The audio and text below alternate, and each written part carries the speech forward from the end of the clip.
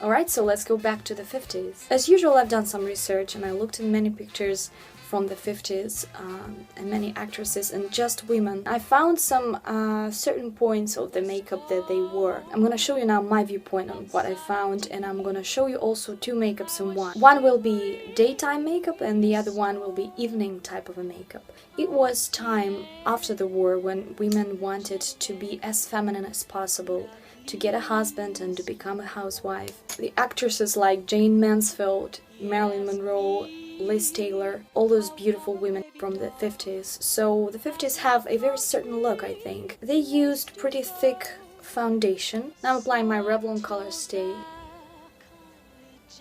For the powder I'm gonna use True Match by L'Oreal.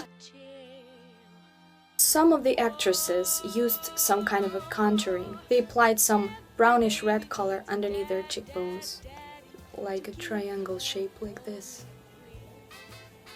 For example, Jane Mansfield, she sometimes had this kind of a contouring underneath her cheekbones with a reddish brown color, and it went down like this.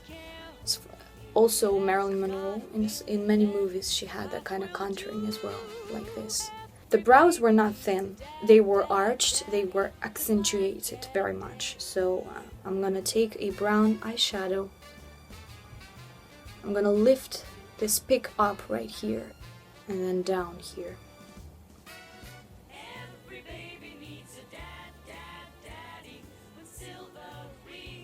So now I'm gonna do a day look. They didn't use the eyeshadow very often. For some movies or the evening, they used some of an eyeshadow to accentuate the crease, just to make their eyes bigger and deeper. Even actresses with hooded eyes, they didn't actually use any eyeshadow sometimes on their eyelids, so only some gray line here.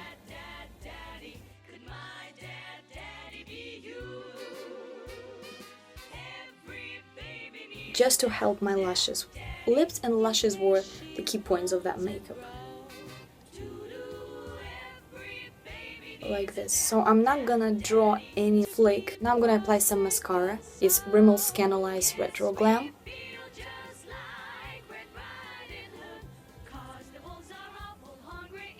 I'm gonna use this red pencil, but this color is not very bright. So for daytime they used a very light red or pinkish red or corally red color.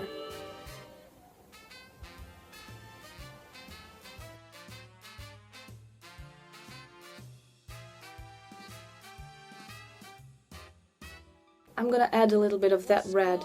It's Fun Cotton Lip Crayon. I'm gonna fill it in a little bit with it. Also, to get a husband, they would wear very feminine dresses on the street, like very beautiful, different colors. The silhouette of the dress was very feminine. It was a very thin waist. Now I'm gonna apply some blush, because blush was also one of the key points of that makeup. And they applied blush right here on the apples of the cheeks. Also, when I looked at those pictures, I caught that mood from women. They made a very playful and happy face. Let's make a baby, right now. I'm ready.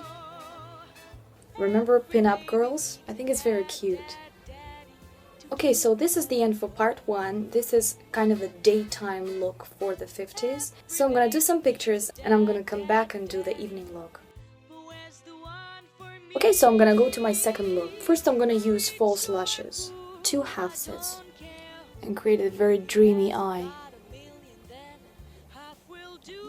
I'm gonna use my liquid eyeliner and I'm gonna do the line.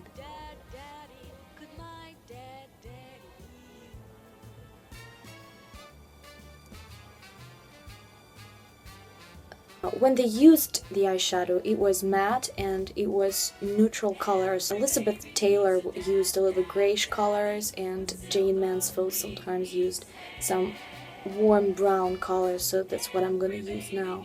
I'm going to use this warm brown color a little bit on my crease,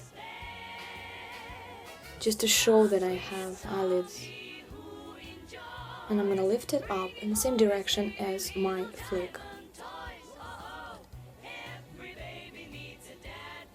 Some women who were not skilled in how to do this they just applied some eyeshadow on their lid and above. Many women left it like this without adding anything on the bottom lid. But I'm gonna add a little bit of the same eyeshadow just to show where's the bottom of my eye. Like this. So this line should be very blended. Now I'm gonna add a little bit more of a black mascara on my bottom lashes. Now I'm gonna add some blush. And now I'm gonna make my lips darker because that's what they did when they went out. So I'm gonna line with this dark red pencil. To make my lips darker, I'm gonna use another from Cotton lip crayon in this Bordeaux color.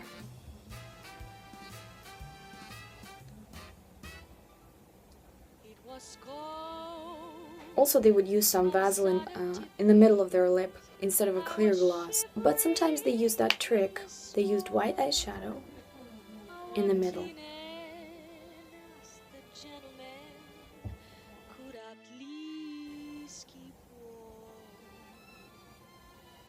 I decided to add some more of an eyeliner because I think it's gonna add some more contrast to the picture.